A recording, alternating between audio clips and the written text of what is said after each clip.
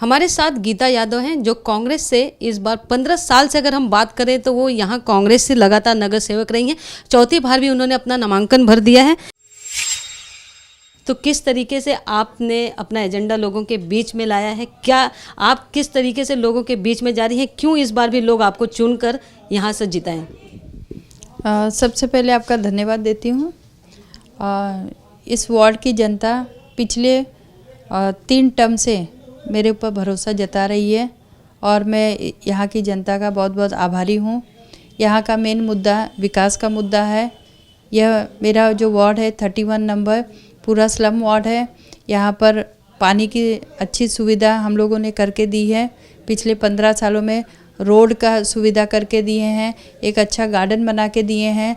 दवाखाना यहाँ पे CTS नंबर 854 है, उसके अंदर दवाखाने की जगह अलॉटमेंट करके लिए गए हैं।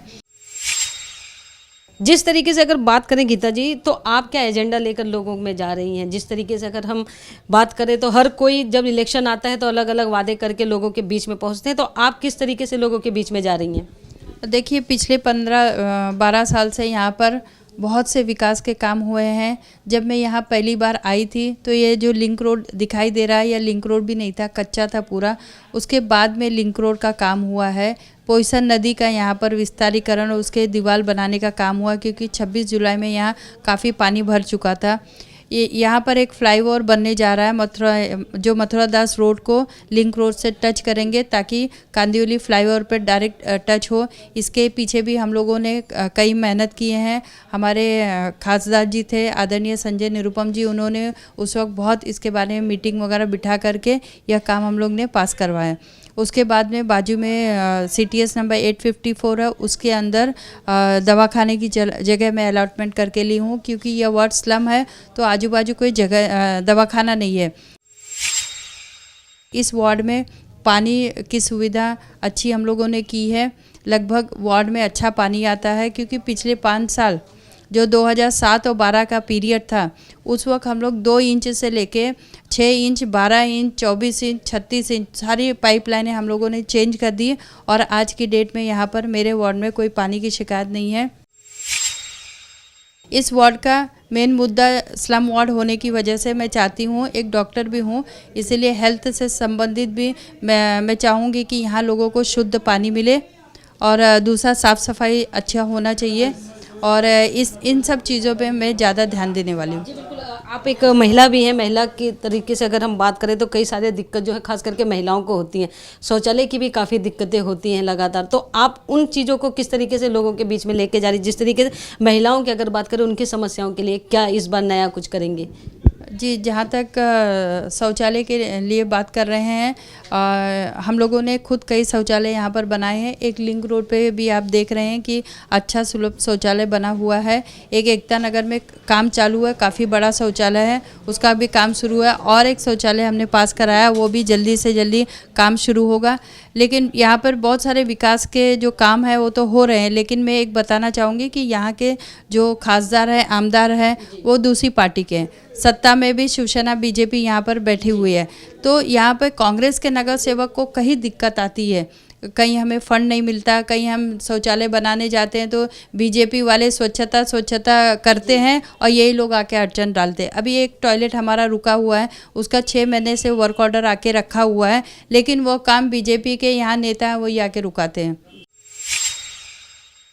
तो ये सब सारी दिक्कतें आती हैं, लेकिन कोई बात नहीं है। इस क्षेत्र के लिए मैं हमेशा लड़ी हूँ, विकास के लिए लड़ी हूँ, और मैं हमेशा लड़ते रहूँगी यहाँ के लिए। धन्यवाद। जिस तरीके से गीता जी का कहना है कि वो लोगों के लिए, यहाँ के खास करके स्थानीय लोगों के लिए लड़ती रहेंगे, भले ही अलग पार्टी के लोग यहाँ पर हों, लेकिन वो लगातार अपने काम को बढ़ाती रहेंगी और लोगों के बीच जाती रहेंगी। कैमरामैन प्रकाश के साथ प्रेमलता मौर्य, आवाज़ इंडिया TV, मुंबई।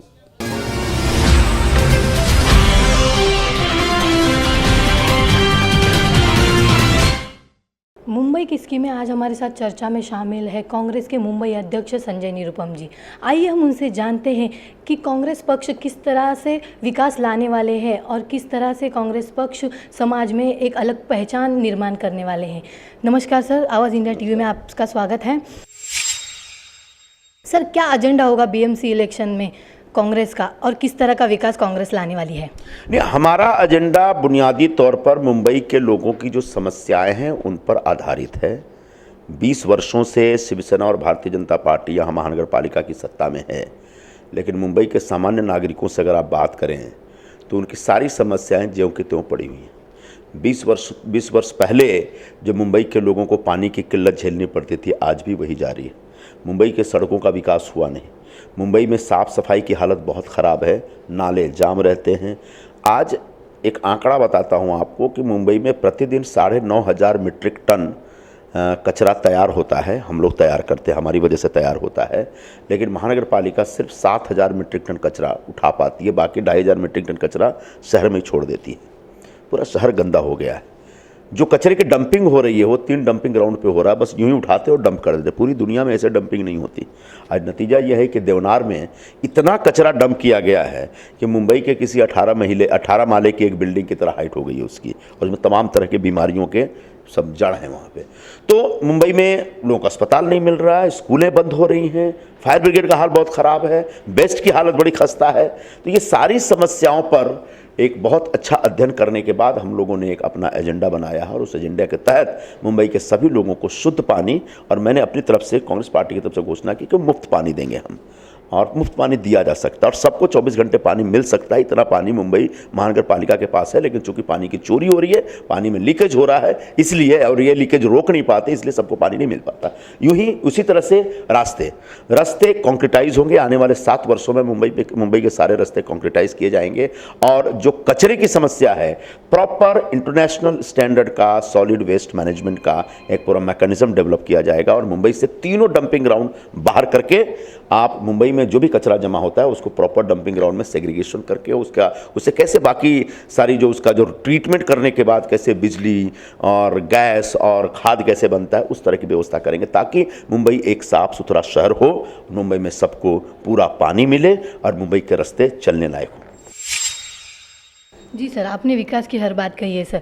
महिला सुरक्षा के मुद्दे पर आप क्या काम करेंगे? देखिए, महिलाओं की जो सुरक्षा है वो अपने आप में बहुत बड़ा प्रश्न है, लेकिन मुंबई महानगर पालिका के पास पुलिस डिपार्टमेंट नहीं है, ये महाराष्ट्र गवर्नमेंट के पास है।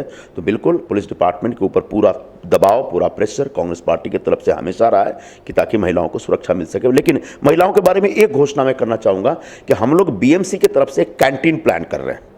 BMC के तमाम अस्पतालों और तमाम जो उनके वार्ड ऑफिसेज हैं उनके पास वहीं पे एक प्रॉपर BMC कैंटीन होगा, जिसमें 20 रुपये में भरपेट खाना मिलेगा, पूरी थाली, मनपा थाली हमने प्लान किया है। लेकिन एक सारे कैंटीनों का संचालन महिलाएं करेंगी। जो महिला बचत गट है हमारे यहाँ, जिनको महानगर पालिका बड़े पैमाने पे फंडिंग करती है आंगनवाड़ी सर्विस चलाने के लिए, जिसमें खिचड़ी वगैरह बनाते हैं वो, उनको उसी महिला बचत गट के माध्यम से मुंबई के तमाम BMC कैंटीन चलाए जाएंगे, ताकि बड़े पैमाने पर महिलाओं को रोजगार मिले।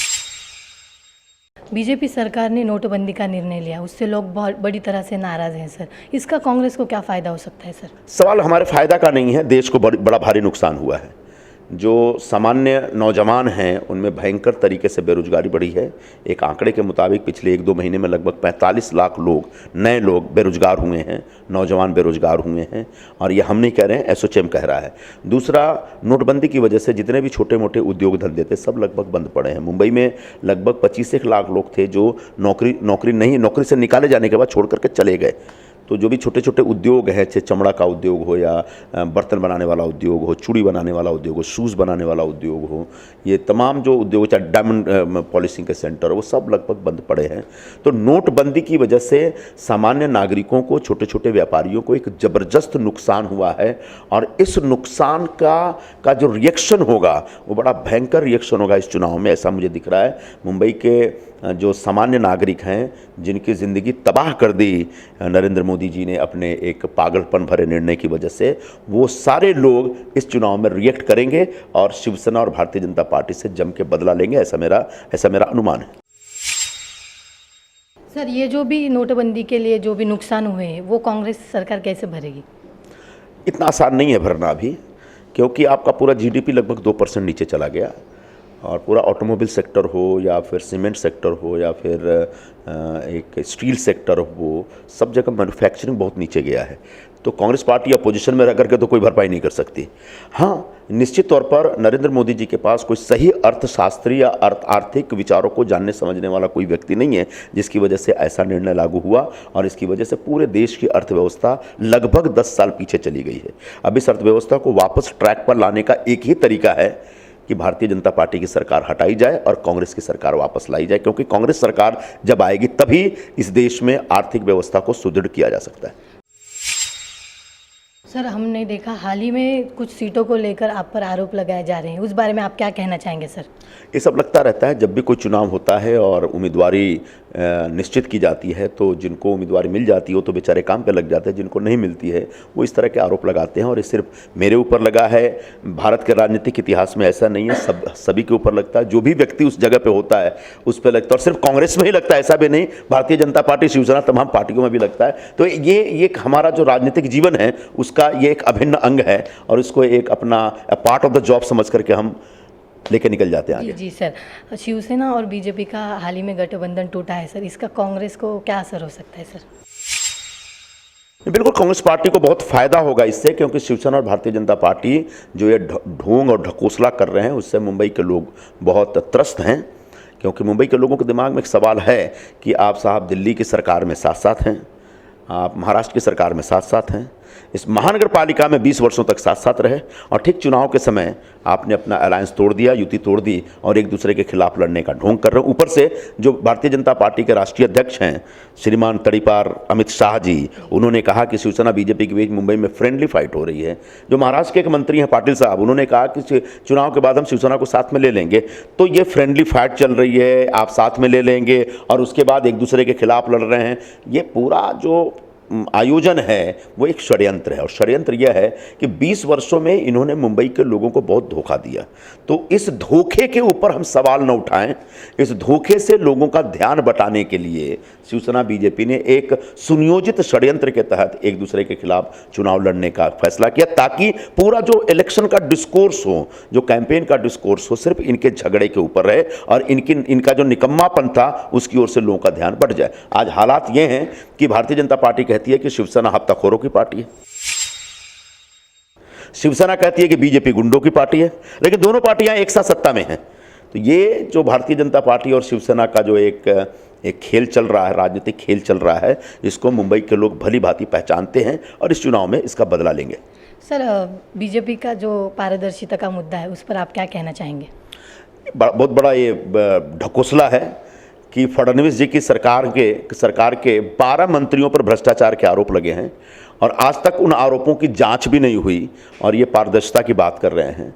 खुद नरेंद्र मोदी जी के मंत्रिमंडल में कई मंत्री हैं जिनके ऊपर भ्रष्टाचार के आरोप, नरेंद्र मोदी जी के ऊपर सहारा और बिरला से पैसा लेने के आरोप लगे, आज तक मोदी जी ने उसकी जांच नहीं होने दी। ऐसे लोग पारदर्शिता की बात करते हैं। जब वो गुजरात के मुख्यमंत्री हुआ करते थे तब 12 साल में 9 साल तक वहाँ लोकायुक्त की स्थापना नहीं हुई थी और ऐसे लोग पारदर्शिता की बात करते हैं।